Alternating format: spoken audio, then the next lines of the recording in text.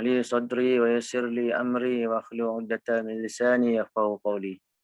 Assalamualaikum warahmatullahi wabarakatuh dan selamat sejahtera pada semua. Terima kasih kepada Rizwan Empire dalam jemput saya untuk bagi ceramah hari ini. Satu topik yang sebenarnya ada dua topik, pemakanan yang sihat dan pemakanan yang sihat 2. Okey. Di makanan sihat yang 2 tu panjang, ada 60 lebih slide. Yang ni saya rasa dalam 20 lebih slide je, tak silap. So kita akan buat yang pemakanan sihat ni, lepas tu kita akan buat question and answer. Okay. Jadi saya tak tahu lah macam mana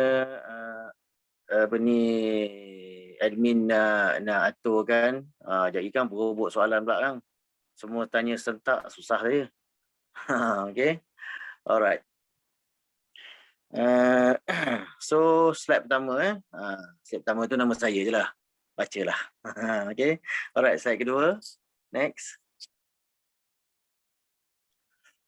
Okay, so yang tu admin kena tekan satu persatu lah. Kenapa kita perlu makan? Okay. So nombor satu sekali, kenapa kita perlu makan agak-agak? Nombor satu sekali sebagai sumber tenaga untuk melakukan pergerakan dan berfikir. Dia sumber tenaga lah. Okay.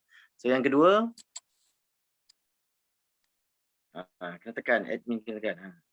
Sebagai sumber tenaga untuk organ dalaman kita berfungsi dengan baik. Macam buah pinggang kita, liver kita, jantung kita, paru-paru kita, otak kita, semua perlukan tenaga. Okay, so kita dapat tenaga tu daripada makanan kita. Kita bukan haiwan yang ada klorofil. Bila kena matahari boleh buat sendiri makanan kat kulit. Tak ada, kita bukan macam tu. Walaupun orang tu makan klorofil. Sekarang ni ada jual kan klorofil. Saya tak tahu lah untuk apa. Orang yang makan klorofil tu pun tak bermakna dia tak perlu makan, boleh buat makanan sendiri dari kulit dia, tak ada. Okay, so kita perlu makan tu untuk tenaga, untuk organ dalam kita sekali. Okay? Alright, yang ketiga, sebagai sumber garam galian dan vitamin untuk proses kimia dalam badan kita. So badan kita ni ada beribu-ribu, di antara 1 ke 2 ribu kitaran dalam badan kita untuk macam-macam. Kitaran untuk menyah toksin, kitaran untuk menghasilkan tenaga, lepas tu ada kitaran kita panggil Krebs cycle, ATP cycle, macam-macam cycle, B-complex cycle, metacobalamin cycle, methyl cycle, macam-macam cycle, beribu-ribu. Okay, dan semua cycle-cycle ni dia memerlukan garam galian, memerlukan vitamin kan. Contoh macam vitamin C perlu untuk menghasilkan collagen, vitamin B kompleks perlu untuk Krebs cycle, magnesium perlu untuk Krebs cycle, ATP cycle perlu magnesium juga, proses menyah toksin perlukan magnesium. Jadi di situlah kita gunakan garam galian, vitamin yang kita makan tu. Okay, alright, next slide. So ada 3 sistem penghasilan tenaga dalam badan. Macam mana badan nak hasilkan tenaga tu macam mana kan. So dia ada 3 sistem. Jadi sistem yang pertama ialah sistem lemak. Okay, sistem lemak ni yang paling efisien lah. 1 gram lemak boleh menghasilkan 9 kilojoule tenaga. Okay, so sistem yang kedua ialah sistem karbohidrat. Sistem karbohidrat lah, sistem protein.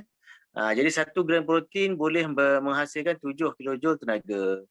And then sistem yang ketiga barulah sistem karbohidrat, iaitu 1 gram karbohidrat bersamaan dengan 4 kilojoule tenaga. Jadi kalau perhati betul-betul, sistem lemak sebenarnya sistem yang paling efisien. Guna sikit, tenaga banyak. Macam tu, okey. Guna sikit, tenaga banyak. Tapi kita memang sejak lahir, kita lebih gunakan sistem karbohidrat. So memang kita sejak lahir, kita minum susu mak kita, ada lemak, ada karbohidrat. Okey, tapi lepas tu, bila ada mak dah start kerja zaman sekarang kan, mak dah start kerja dan sebagainya, kena bagi susu formula yang 70-80% karbohidrat. Lepas tu dah besar sikit, bagi Nestem pula. Nestem pun sama juga, karbohidrat tinggi kan. Kalau kat kampung-kampung, dia bagi nasi lenyek, kentang lenyek, macam-macam lenyek kan. Itu semua karbo juga. Jadi memang kita dah daripada kecil kita dididik lah dengan karbo ni. Jadi badan kita lebih prone, lebih senang, lebih mudah untuk menggunakan karbo tu sendiri. daripada sistem lemak. Okey. So sebab itulah sebenarnya kita tak menggunakan sistem penghasilan tenaga yang efisien badan kita ni. Kita menggunakan sistem karbohidrat yang kurang efisien. Jadi sebab itulah kita kena makan banyak karbo tu. Kita diajar untuk makan banyak karbo. Sebab karbo ni 1 gram 4 kilojoule je. Kalau makan lemak, maknanya kalau makan 2 gram karbo bersamaan dengan 1 gram lemak aja sebenarnya. Jadi kalau kita bijak, sepatutnya kita guna sistem mana? Sepatutnya badan kita kena gunalah sistem lemak supaya tenaga tu lebih efisien. Kita tak perlu makan banyak. Kita makan sikit je, tenaga dia banyak. Macam tu. Okay. Alright, next slide. Okay, so tulisan ni memang sengaja merah lah. Itu sistem yang terbaik untuk menghasilkan tenaga adalah lemak, bukan karbo. Okay. So lemak ni maksudnya sel lemak yang disimpan dalam badan, tapi sumber dia dari luar. Ini lemak sihat lah, bukan sebarang lemak. Jadi kita akan explain lagi apa benda yang sihat, apa benda yang tak sihat tu. Alright, next slide.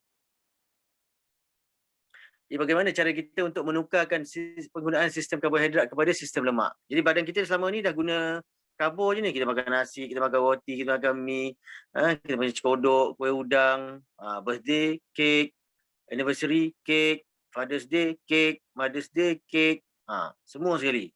Semuanya karbo, kan? So macam mana caranya untuk kita tukar badan kita supaya badan kita ni menggunakan sistem yang lebih bagus, iaitu protein dan lemak. Okey. Next.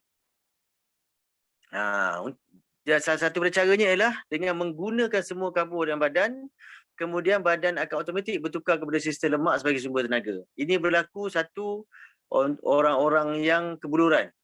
Kadang-kadang di Afrika, orang kebuluran di Afrika tu, jadi badan dia orang bila dah habis stok gula, stok karbo dalam badan dia orang, dia orang akan gunakan lemak pula. Itu yang tinggal tulang kulit tu, sebab lemak pun dah tak ada. Nak digunakan sebagai, lepas tu matilah. Okey.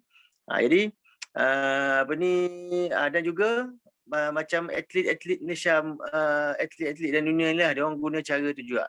Iaitu dia orang, contohlah dia orang jogging, dia orang jogging sampai dia orang penat sangat. Sampai dia orang penat sangat tu, dia orang akan continue jogging juga. Lama-lama nanti sampai satu ketika dia akan jadi segar balik. Tiba-tiba dia jadi macam tenaga balik, makin laju. Sebabnya apa? Sebabnya karbo dah habis, badan kita automatik akan cari lemak untuk digunakan sebagai tenaga. Dan bila guna lemak, tenaga tu lagi banyak. Itu yang nampak macam dah penat, tiba-tiba jadi power balik. Macam tu. Okey. Boleh tengoklah dekat orang ahli sukan yang maraton ni lah biasanya. Tengok dia orang. Kan? Masa mula-mula relax kan. Ujung-ujung tu boleh pecut lagi tu. Walaupun dah 2 jam, 3 jam dah berlari tu. Kalau saya setengah kilometer bancit lah. Kan? Masa maraton sekolah tu, lebih rela jadi PBSM lah, jaga jalan. Okey, letih, penat. Macam tu. Okey. So itu salah satu daripada cara dia. Cara kedua apa? Okey. Makan lemak sihat. Senang cerita. Bila kita makan lemak sihat, maka kita akan stimulat badan kita untuk menggunakan lemak tu. Jadi dan juga dalam masa yang sama, kita kurangkanlah karbo tu. Sebab kalau ada karbo ke lemak, maka badan akan guna karbo dulu. Sebab badan tahu, karbo ni dia menjadi gula. Bila jadi gula dalam badan kita, otak kita kesan, dia akan mengarahkan insulin, menurunkan gula tadi. Kalau nak senang faham, otak akan arahkan insulin untuk menurunkan, mempercepatkan penggunaan gula tu dengan cara dia arah badan kita simpan lemak, simpan kolesterol, simpan protein. Sebab itulah orang kecil manis jugalah yang akan kena kolesterol tinggi, akan kena sakit jantung, akan kena gout dan sebagainya. Macam tu. Okey. Jadi kalau kita kurangkan karbo atau berhenti karbo, and then kita makan lemak sihat. Makan mana yang lemak macam apa ni yang paling simple yang selalu orang sebut lah. Minyak zaitun dara, minyak kelapa dara, apa semua tu kan. Minyak ikan dan sebagainya. Dan juga termasuk protein-protein lah macam daging, daging merah, daging ayam. Semua ni ada protein. Ada protein dan lemak. Okey, makan ikan dan sebagainya. Okey. So itu akan stimulat badan kita untuk menggunakan lemak tu sendiri. Okey, so barulah efisien. Jadi kita tak perlu makan banyak, tapi tenaga sama dengan lebih banyak daripada apa yang kita makan menggunakan karbohidrat tadi. Alright. Jadi ada orang tanya, tapi doktor, zaman dulu orang makan karbo banyak, makan nasi banyak, apa semua, apa ni, tapi badan tak ada penyakit apa-apa kan, orang zaman dulu kan, sihat-sihat semua kan. Okay. So itu sebab zaman dulu dengan zaman sekarang makanan dia lain karbonya. Zaman dulu semua tanam sendiri. Sayur tanam sendiri, ikan pancing sendiri, beras tu mungkin ada yang tanam sendiri kat tepi bukit dan sebagainya kan. Sawah sendiri dan sebagainya. Jadi tak ada isu lain. Diorang zaman dulu, gula tu untuk orang kaya. Okay, gula mahal zaman dulu. Okay, so diorang tak makan benda-benda yang tak sihat. Bukan macam sekarang. Kita makan karbo dengan high gas, dengan trans fatnya, segala-gala mak nenek ada. Jadi sebab itulah orang zaman dulu, walaupun dia makan nasi banyak, macam kat Kelantan kan, pagi-pagi orang makan nasi banyak. Zaman dulu orang sihat sebab dia orang kerja berat. Okay, dia orang kerja berat, jadi dia orang guna tenaga tu. Sekurang-kurangnya dia orang guna tenaga tu. Okay, alright. Okay, so next slide. Okay, so catatan ni saya dah tunjuk masa ceramah yang pertama dulu kan. Bermula dari tahun 1996 di mana masa tu World Health Organization dan juga termasuklah Kementerian Kesihatan negara kita dan negara-negara lain telah memperkenalkan piramid makanan. So start pada itulah obesiti dan juga diabetik makin bertambah kat Malaysia. Sehinggalah sekarang setiap satu daripada 5 orang kat Malaysia ialah diabetik. Itu yang confirm diabetik. Yang tak confirm, yang takut pergi hospital macam kebanyakan kita ni, yang dalam ini pun ada juga kan, yang jenis takut pergi hospital lah, macam-macam takut doktor lah kan, macam-macam lah. Itu tak termasuk lagi. And then ada yang pre-diabetic. Maknanya dia dah on the way. Kalau dia punya HbA1c tu dah 6.5 lah tu. 6.5 tu, maknanya dah nak jadi diabetik. Dia bukan diabetik lagi, tapi nak jadi diabetik dah. Kalau cek serum insulin dia mungkin tinggi. Okay, so orang pre-diabetik tak termasuk lagi dalam kiraan ini. So sebenarnya tak berapa banyak, antara 3 daripada 5 orang dah jadi diabetik, jadi diabetik atau pre-diabetik. Okay, so sebabnya kita diperkenalkan piramid yang terbalik sebenarnya. Kita digalakkan makan karbo dengan banyak. Okay, kalau nak cerita pasal konspirasi ni boleh dengar sendiri kat YouTube lah. Pasal konspirasi apa ni, kilang-kilang makanan ringan, makan makanan segera di start pada mereka lagi. Sebab WHO kan mereka. Jadi dia orang yang kempen kan, kata macam-macam lemak tak bagus lah apa semua kan. In fact, doktor yang mengatakan lemak tak bagus tu sebenarnya dia ada buat 5 kajian. Okay. Hanya 1 ke 2 kajian, 1 rasanya kajian yang menunjukkan lemak tak bagus, lagi 4 tu menunjukkan lemak bagus. Tapi dia cover yang itu, dia just tunjuk 1 kajian yang dia buat yang menunjukkan lemak tak bagus. Okay. Itulah konspirasi dulu-dulu lah. Tahun 60-an, 50-an macam tu. Okay. So, sebab itulah apa ni, lepas tu berlakulah macam-macam dan itulah dia WHO telah mengeluarkan apa ni, piramid makanan tu. Jadi karbo paling banyak. Okay, next slide.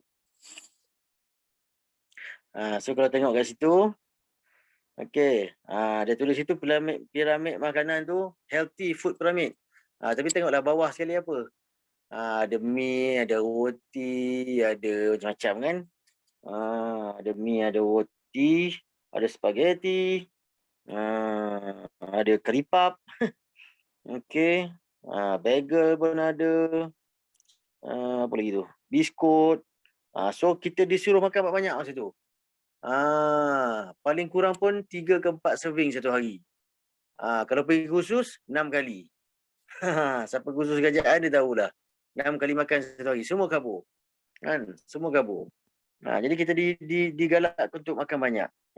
Okay, tapi yang membekalkan tenaga paling banyak kepada kita, iaitu lemak dan juga protein, dia letakkan di atas. Jadi sebenarnya tak efisien tu dari segi penghasilan tenaga. Okay, dari segi penghasilan tenaga tak efisien piramid makanan ni. Okay, jadi sekarang ni kita kena buat sesuatu lah. Kita kena buat sesuatu. Okay, kita kena ubah sikit. Karbo tu kita kena letak paling sikit sekali. Dan Kita balikkan tu maknanya kita ambil yang lemak dengan protein tu kita letak paling banyak. Okay. So ikutlah yang KKM beritahu makan makan nasi tu, makanan kita tu ikut pinggan Kementerian Kesihatan tu lah. Yang suku-suku separuh tu. Maknanya suku karbo, suku protein dengan lemak tanpa gula dan juga sayur dan buah yang banyak. Okay. Barulah kita boleh dapat tenaga yang efisien. Kita tak perlu makan banyak.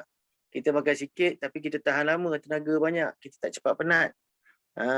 Sekarang ni kita pakai karbo, kalau kita makan 1 gram, kita baru dapat 4 joule kan, 4 kilojoule. Kalau makan lemak, 1 gram dapat 9 joule. Jadi kita tak perlu makan banyak. Kita makan, kalau nak makan karbo pun makan sikit, macam pinggan tadi suku. So kita makan sikit saja. Dan lauk tu banyak, tapi tak boleh ada gula. Janganlah makan daging masak kicap lah, ikan sweet sour lah, 3 rasa lah, semua tak perlu lah. Kan kena sup-sup, rebus, goreng, menggunakan minyak yang sihat dan sebagainya. Okey, karbo sikit. Okey. Dan kalau boleh karbo pun biar karbo yang sihat. Itu saya akan ajar dalam next lecture. Okey. Alright. Next slide.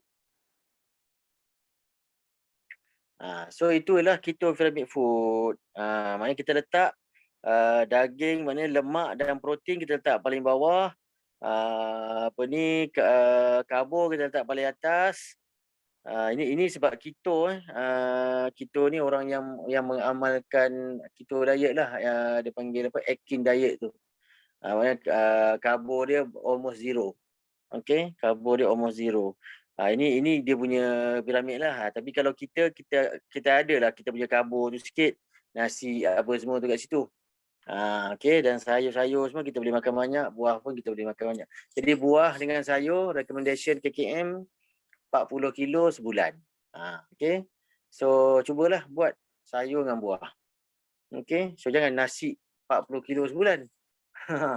Okey, ramai kita macam itulah. Sama macam saya dulu. Masa tengah jahil-jahil dulu kan. Macam itulah. Kalau saya seorang je 2 pot makan nasi. Okey. Alright.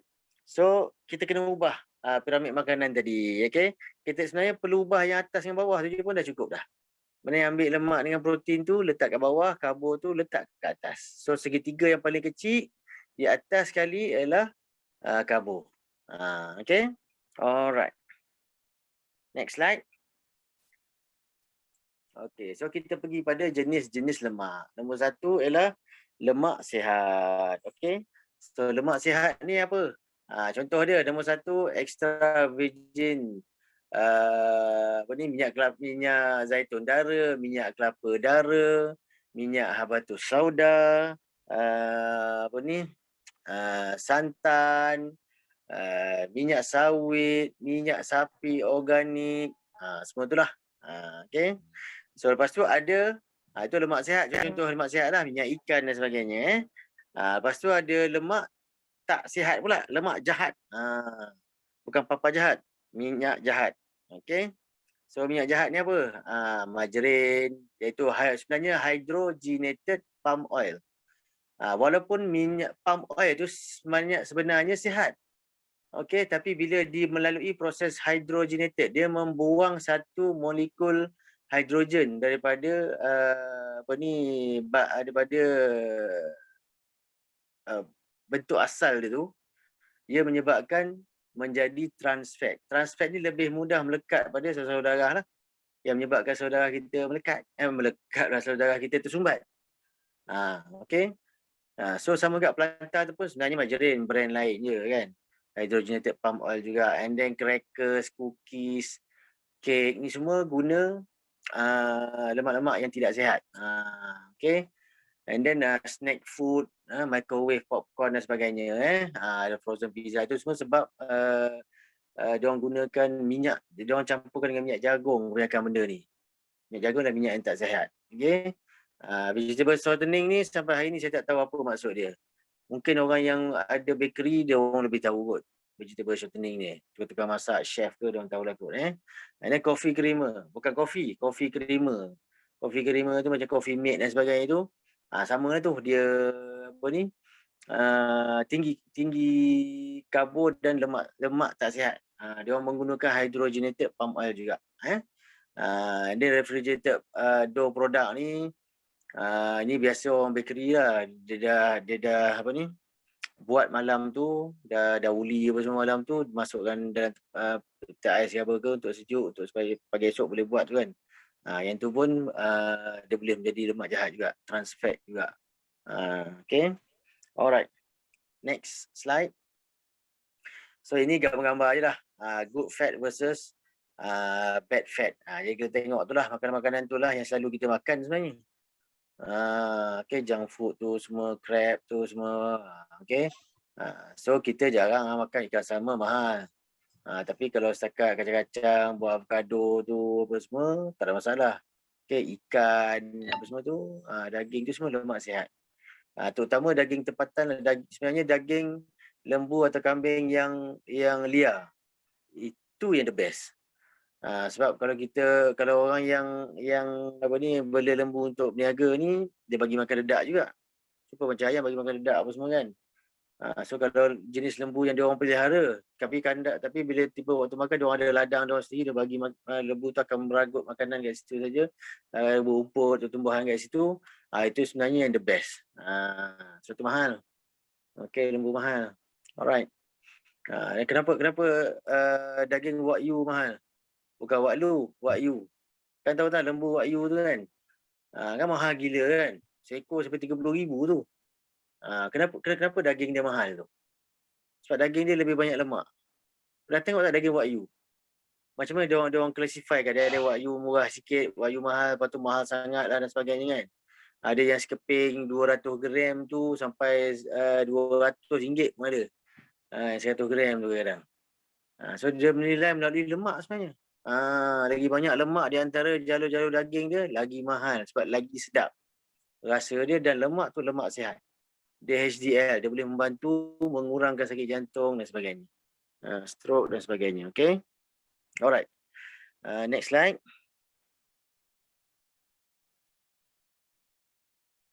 Okay. So tengok betul-betul. Ini yang kita katakan sebagai lemak jahat dengan lemak tak jahat ni sebenarnya. Okay, omega 3 dengan omega 6. Jadi omega 3 ni sebenarnya anti-inflammatory. Dia anti keradangan. Okay, dalam ceramah yang lepas, masa DPT tu saya ada tunjuk satu gambar apa ni salur darah tu yang ada 3 lapis, lepas tu macam mana dia tersumbat dan sebagainya kan. Okay. So masa tu saya ada apa ni cakap pasal suplemen omega dan sebagainya kan.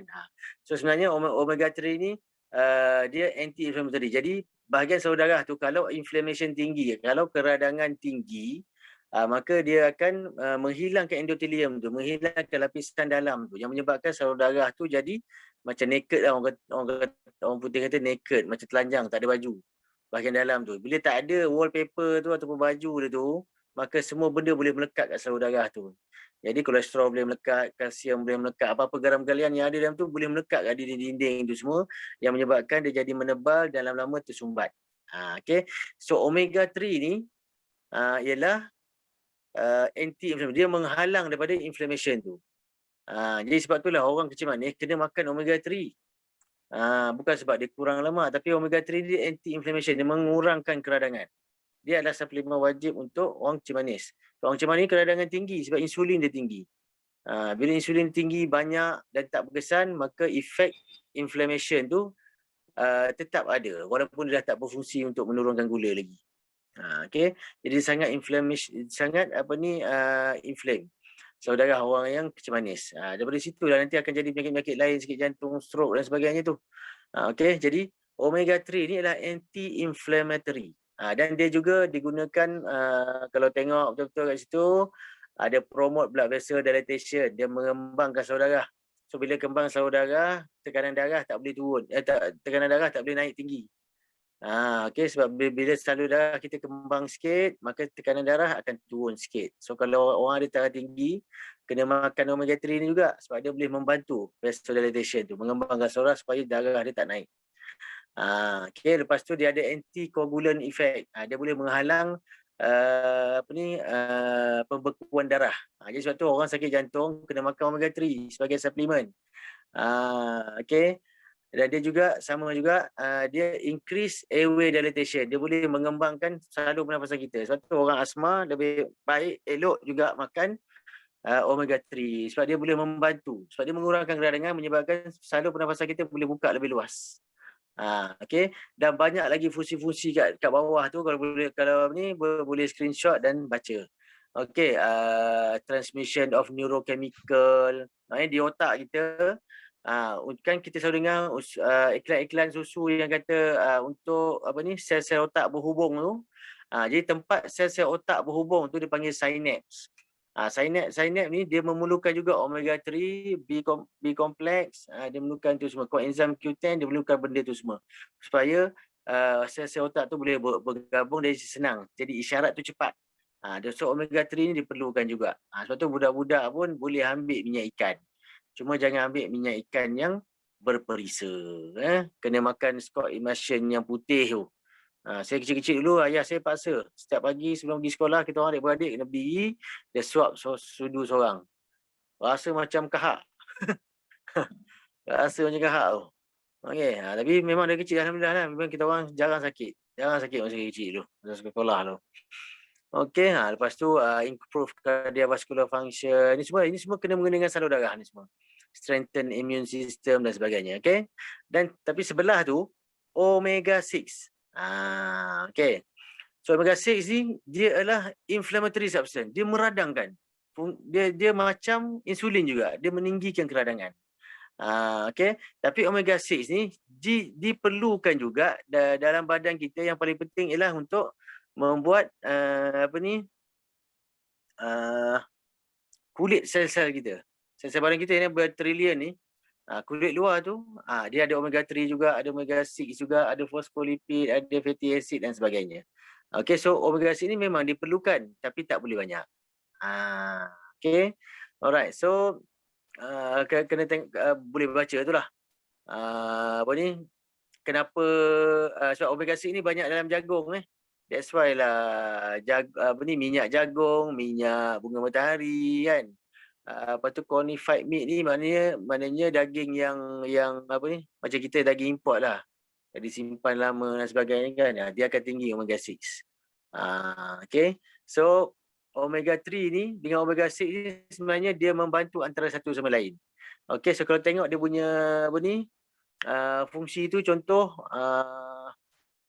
promote blood vessel constriction. Maknanya dia mengecutkan salur darah, dia boleh menaikkan tekanan darah. Dan omega 3, dia punya fungsi lah promote blood vessel dilatation. Jadi supaya salur darah mengembang dan boleh mengurangkan tekanan darah. Jadi kalau bayangkan, kalau tak ada omega 6, omega 3 saja, maka salur darah akan kembang menyebabkan salur darah kita kembang sangat. So, pressure kita rendah sangat pula dah. Dia tak guna kan? So, sebab itulah badan kita perlukan juga omega 6 ni sebenarnya. Cuma tak boleh banyak. Sebab omega 6 ni dia akan mengawal lah supaya bila omega 3 mengembangkan salur darah, dia akan mengecutkan sikit lagi supaya dia tak kembang sangat. Macam tu. Jadi ratio yang sepatutnya ada dalam yang terbaik ialah 1:1. Tapi secara natural itu kita tak pernah jumpa lagi. Ratio 1:1 ni hanya di makmal saja boleh dibuat. So dalam keadaan natural contohnya macam minyak palm oil tu, minyak kelapa sawit. Okey, minyak kelapa sawit tu dia punya ratio omega 3 dengan omega 6 dia 1:7. Okey, 1:7. Tapi kalau minyak jagung dia 1:46. Macam tu. Jadi tak baguslah sebab omega 6 dia tinggi sangat. Ratio tu terlalu odd. Okay. Alright. So next slide. Okay, so yang ni pun sama juga. Sebenarnya nak tunjuk perbezaan antara omega 6 dengan omega 3. Ini semua boleh baca sendirilah sebenarnya. Okay, macam yang basically benda yang saya cakap tadi juga. Okay. Alright, so yang gambar rajah yang belah kanan tu, okay, so cut down omega 6 and boost your omega 3. Macam tu. So kita kena lebihkan omega 3, kurangkan omega 6. Tapi omega 6 kena ada, memang kena ada. Sebab dia akan mengawal daripada omega 3 ni ke macam, kalau omega 3 saja tak ada omega 6, dia jadi naik naik tagai kata orang Kelantan kan, naik tagai. Maknanya dia boleh pijak kepala orang. So dia akan kembangkan saudara tu apa semualah. Okey. So kita perlukan omega 6 ni untuk kawal omega 3 kita tu. Cuma kalau terlalu banyak omega 6 maka dia memburukkan kesihatan kita. Alright. Okay, next slide. So ini yang saya cakap tadi lah. Jadi kita tengok tu palm oil ataupun minyak kelapa sawit, omega 3 dengan omega 6 dia 1:7. Okay, kalau minyak kelapa 1:8. Tapi minyak jagung 1:47. Dan sunflower oil, minyak bunga matahari 1:48. Jadi minyak jagung dengan minyak matahari ni dia lebih inflammatory. Dia lebih meradangkan badan kita. So maknanya dia meninggikan kebarangkalian kita untuk kena sakit jantung, stroke, kecil manis semua lah. Kalau orang yang ada kecil manis maka lebih cepatlah. Kalau ambil minyak jagung dengan minyak bunga matahari ni, walaupun mahal sebenarnya dia memburukkan penyakit kita. Alright. Okay, next slide. So ini secontoh lah, bagi contoh. Masak lemak cili api. So masak lemak cili api ada santan kelapa. Santan kelapa ni ada middle chain triglycerides. Dia minyak sihat. Okay, so dia bukan kolesterol siapa kata santan kelapa ada kolesterol tu, pergi ketuk kepala dia sekali. Tanpa 10 kali dah laju. Okay. Kolesterol hanya bersumber ke haiwan tak ada sumber kolesterol daripada santan. Daripada tumbuhan tak ada. Okay, so santan tidak menaikkan kolesterol. Tapi kalau masakan tu dah ada santan, ada gula, maka gula itulah yang akan menyebabkan kolesterol naik. Okey. Jadi santan saja tak ada masalah. Sebab dia ada lemak sihat. Lemak sihat ni sebenarnya melindungi jantung kita. Maknanya dia ada tinggi omega 3 sekali. Macam tu. Okey. Lepas tu ada kunyit. Kunyit ni antioksidan yang kuat, ubat tahan sakit, ubat antibiotik. Antibiotik secara natural. Dia boleh bunuh bakteria, boleh bunuh virus, boleh bunuh fungus dan sebagainya. Okey, dan dia ubat tahan sakit. Maknanya siapa-siapa yang ada lepas accident ke apa kan, tak nak makan ubat tahan sakit, makan kunyit, minum air kunyit. Ataupun beli kapsul kunyit, makan. Macam tu. Lepas tu ada cili api pula. Masuk lemak cili api ni, of course lah ada cili api kan. Takkanlah masuk lemak cili api tak ada cili api tu tak? Jadi cili api ni mengandungi antioksidan, nama dia capsaicin. Capsaicin ni antioksidan yang kuat juga. Okay. So dia juga anti keradangan sebenarnya. Ada vitamin C, ada vitamin A. So sebenarnya sangat berkhasiat. Jadi masak lemak cili api ni sangat berkhasiat. Dia akan jadi tak berkhasiat bila ada orang taruh gula dalam tu. Okay, bila ada orang taruh gula ataupun simpan terlalu lama sehingga jadi basi, maka dia tak bagus lah. Macam tu. Okay. So tentang santan kelapa, kunyit apa semua ni dalam next yang pemakanan 2 nanti saya akan cerita yang lebih lanjut. Okay. Alright, next. Next slide. Okay, nasi lemak. Sama juga. Nasi lemak. Okay. So nasi lemak, nasi ini indeks glycemic index dia adalah 64. Nasi biasa. Maksudnya dia sederhana. Dia kurang daripada 70. Sederhana. Okay, so boleh dimakan. Cuma jangan banyak. Jangan 3 pinggan nasi lemak. Tak guna. Okay. Lepas tu ada telur. Telur lagilah berkhasiat. B1 sampai B12 semua ada dalam tu.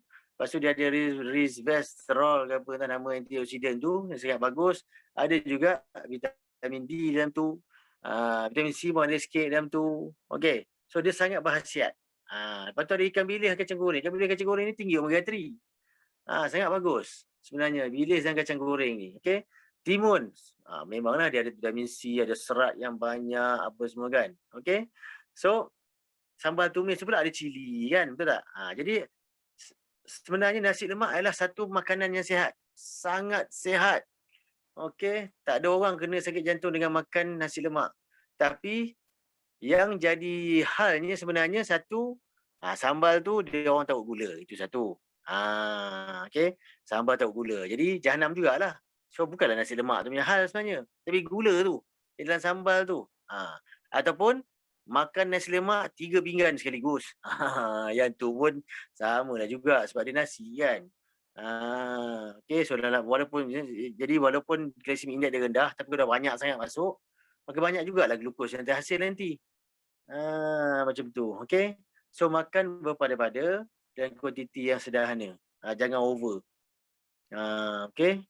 Saya ingat lagi saya masa muda dulu, masa kerja kerajaan lagi, dia dekat apa ni, stesen minyak ni, masa tu Petron lah, dia jual nasi lemak kecil je. RM1.50, RM1.50 kan. Saya sekali makan 6 tu. 6 sekali makan tu. Itu aja kena penyakit macam-macam dari muda dulu. Okey.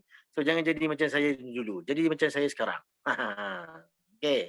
So boleh makan nasi lemak. Nak makan nasi lemak hari-hari pun tak apa. Nak makan nasi lemak 3 kali sehari pun tak apa. Asalkan dalam kuantiti yang sederhana dan tidak membabitkan gula dan tepung gandum. Kan? Kalau nasi lemak ada pilihan sambal sotong dengan ayam goreng celup tepung. Ambillah sambal sotong, jangan ambil celup tepung. Okey. Tapi ke sambal sotong tu kalau manis, jangan datang kedai tu. Ambil kedai lain. Okey. So boleh makan nasi lemak, tak ada masalah. Dia sangat berkhasiat sebenarnya. Makan dengan kuantiti sederhana. Kan selalu kita pergi dekat, kalau pergi kantin hospital, dia akan tampal kan, nasi lemak 350 kilokalori. Betul tak?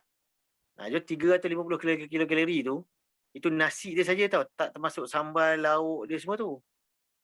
Dia sebenarnya satu pinggan tu memang 500 kilokalori lah tu. Dan untuk membakar 500 kilokalori ni, kita kena jogging setengah jam ke 1 jam.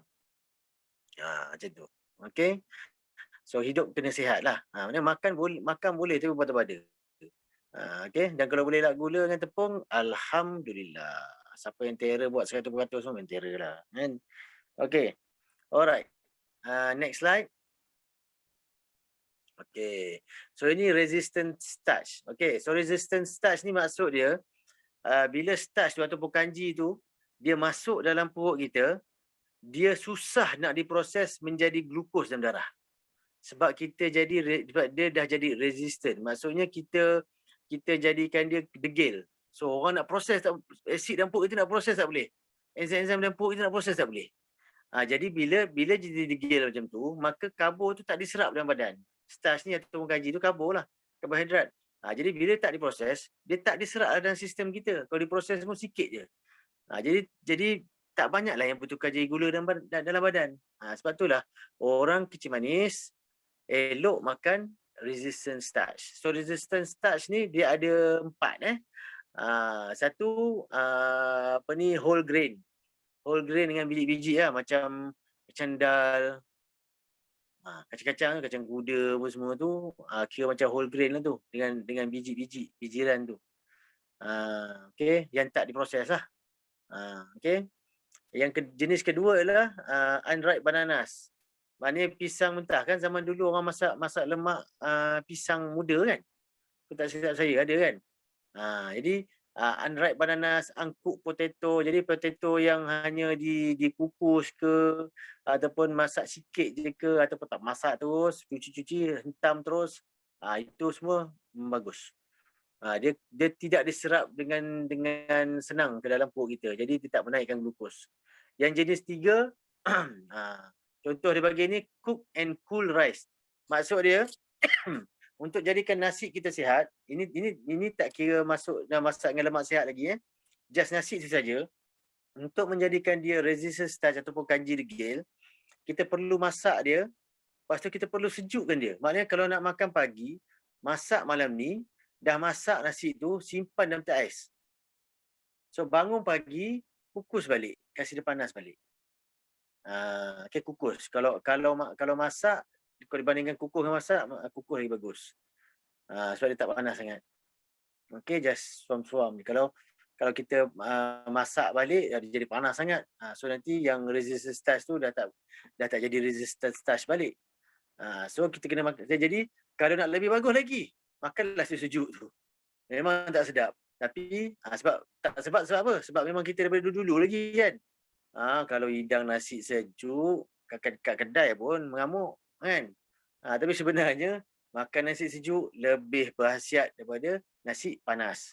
Sebab tu Nabi tak apa ni, tak bagi kita makan panas sangat. Makruh hukumnya kita tiup makanan.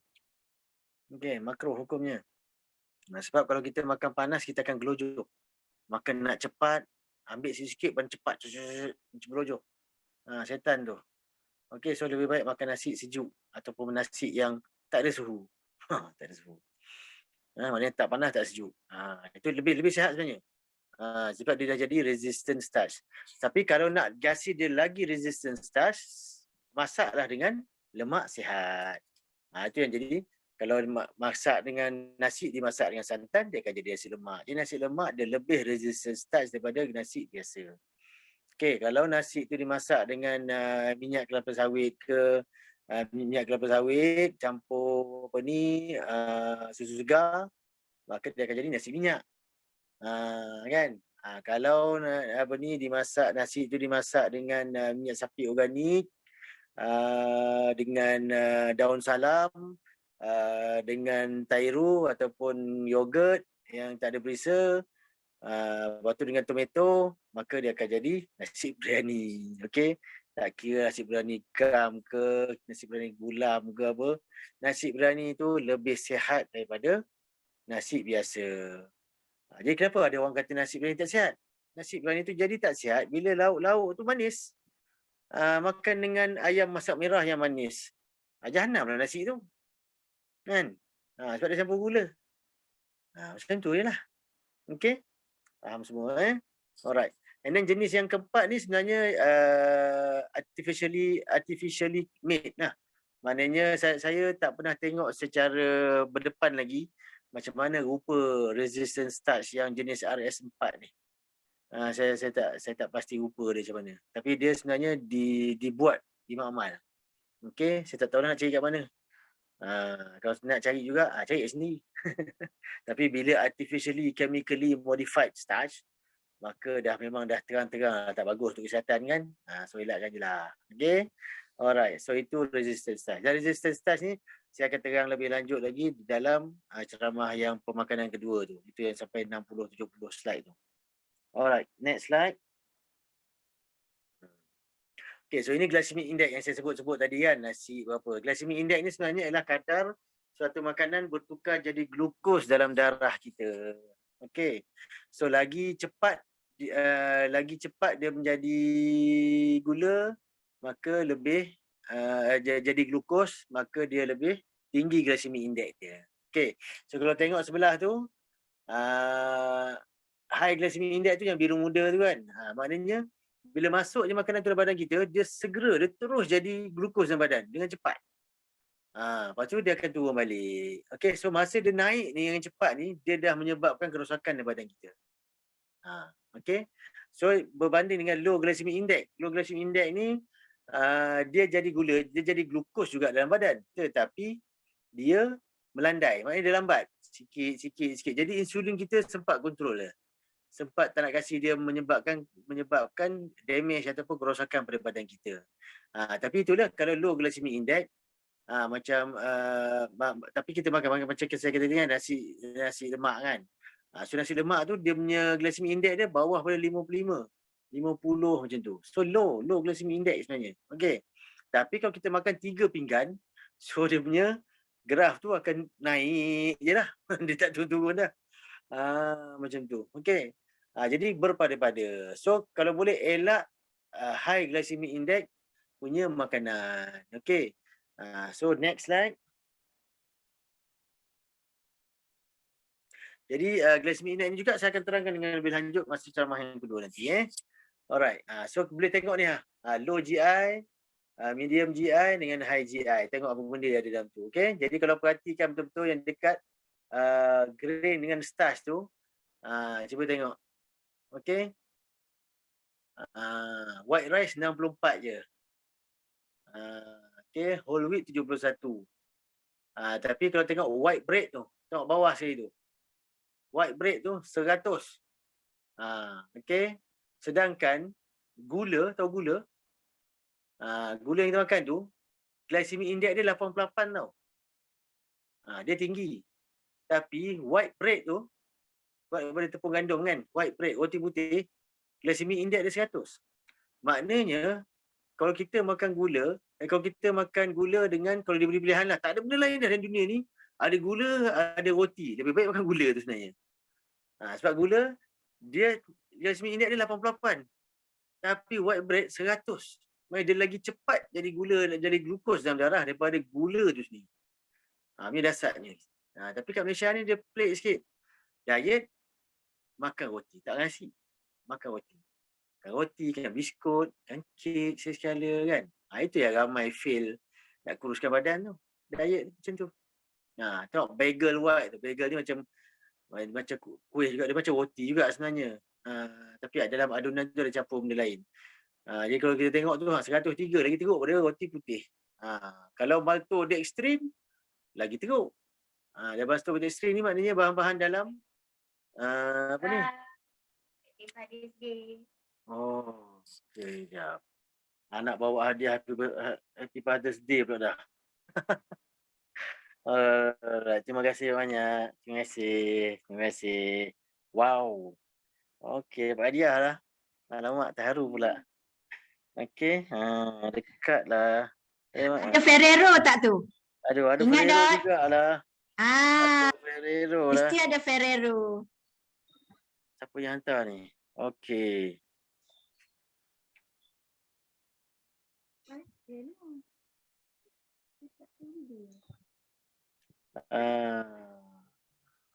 Happy Father's Day. Siapa hantar ni? Okey. Kenapa ada Faik yang iman ni?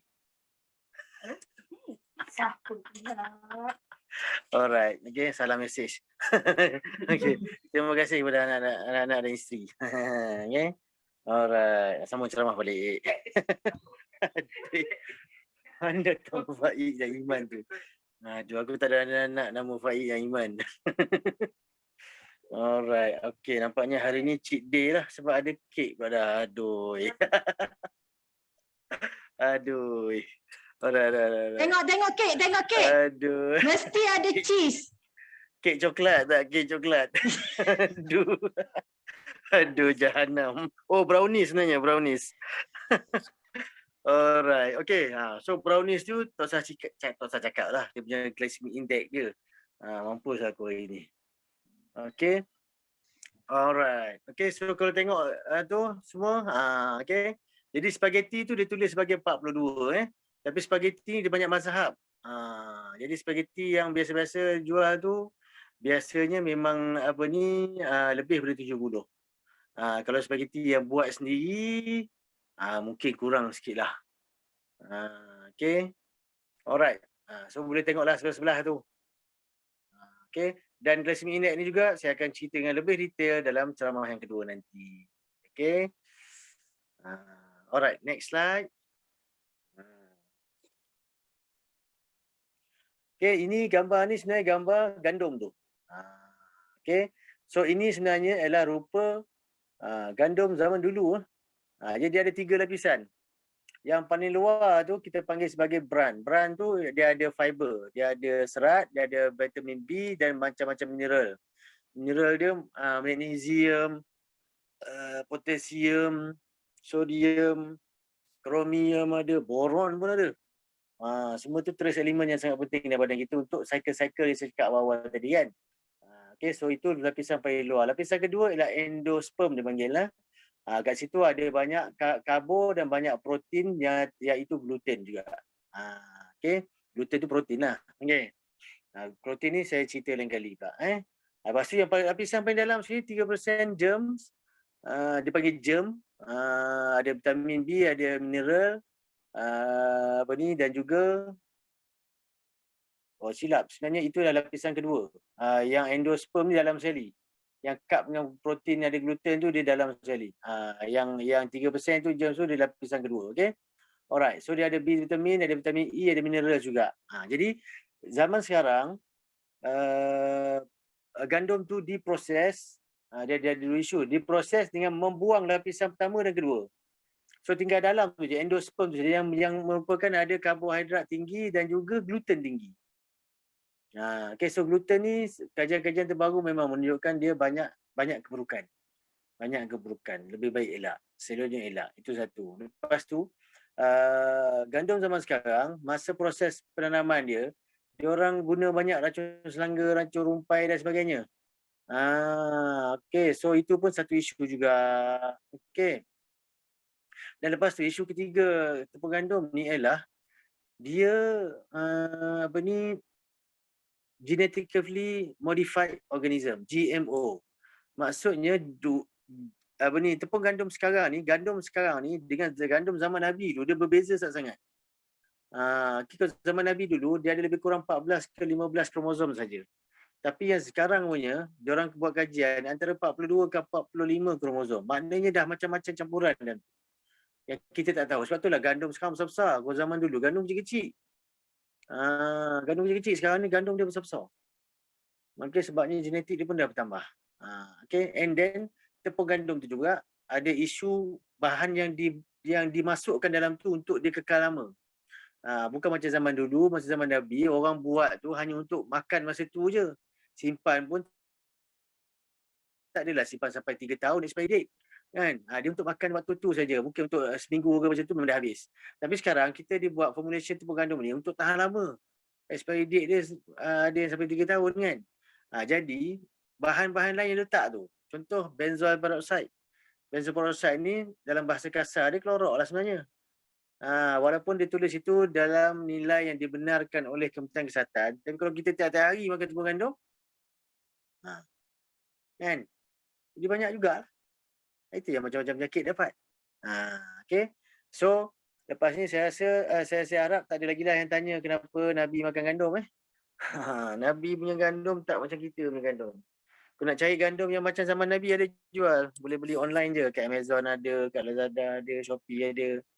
Kan? Nama dia kalau tak silap saya Aincon. Aincon dengan Maincon. E-I-R-K-O-R-N. Aincon. E-I-N-K-O-R-N. Aincon. Dengan Maincon. Tambah M di kat depan tu. M-E-I-N-K-O-R-N. Tak silap. Boleh search kat Google. Okay. Sebab itulah juga kalau nak, dia banyak lagi gandum yang sihat sebenarnya. Boleh tengok ada slide saya tunjuk nanti. Okay, next slide.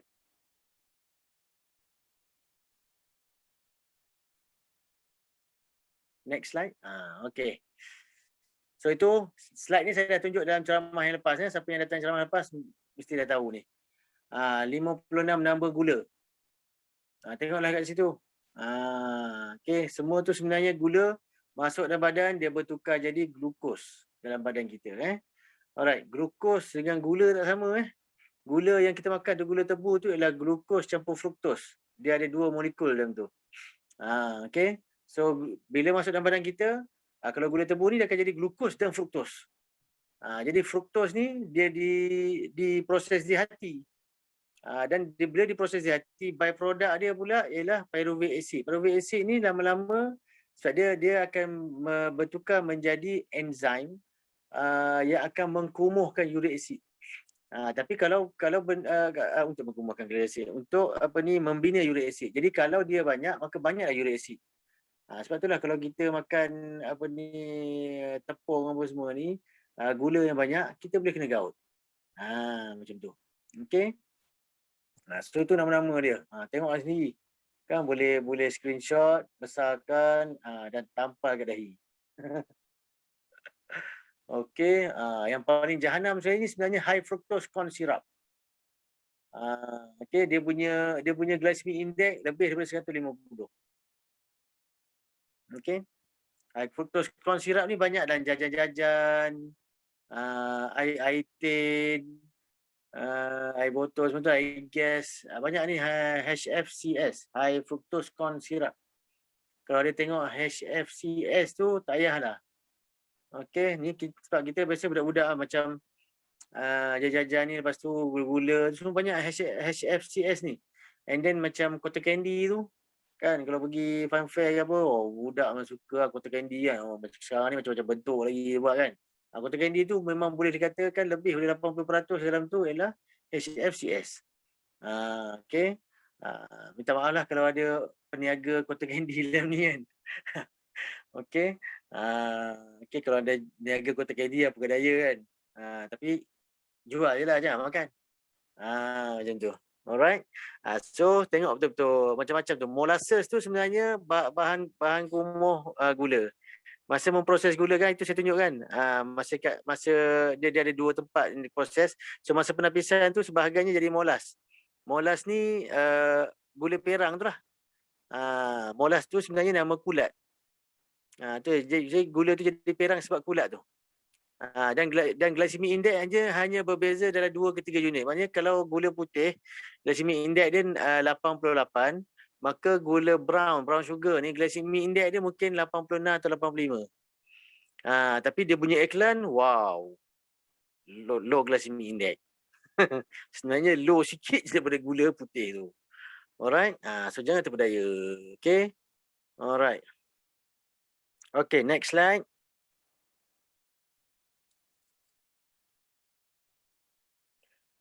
So ini saya cakap pasal tepung untuk buat roti tadi. Jadi roti ni semua dia daripada kiri ke kanan.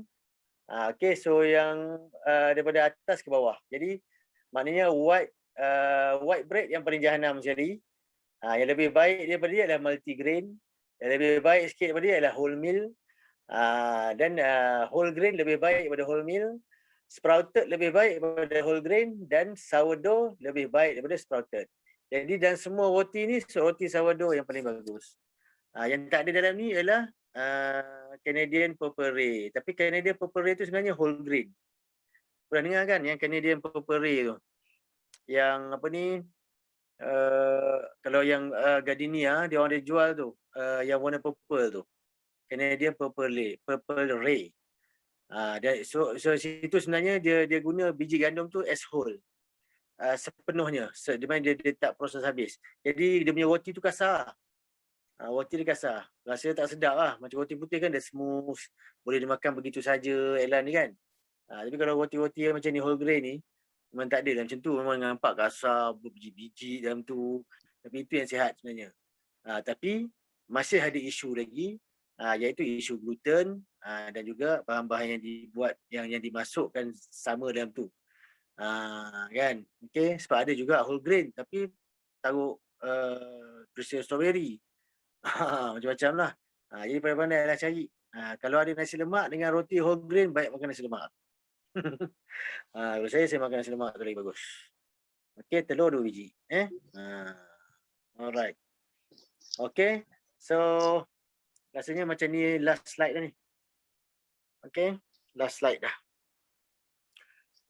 Okay, sekian, terima kasih. So saya harap semua dapat faham lah apa yang saya cuba sampaikan. Okay, tentang pemakanan sihat. Ini adalah part 1. Okay, part 2 dia lebih panjang sebab satu persatu glycemic index, resistance starch tu semua. Lepas tu setiap mineral, setiap vitamin, setiap omega 3 semua ada contoh, ada penerangan yang lebih detail. So nanti kita jumpa lah, kita dengarlah dalam bulan depan. Alright. Okay. So lepas ni bolehlah relax kejap dalam 10-15 minit. Lepas tu saya sambung balik lah. Rehat kan, betul-betul urat kata orang Kelantan. Betul urat apa semua. Sakit belakang. Saya pun dah sakit buntut ni. Duduk lama. Okay. Alright. So nanti soalan tu saya tahu lah macam mana admin nak kawal lah. Nanti kalau semua tanya satu masa, pening saya nanti jawab. Okay, sekian. Assalamualaikum.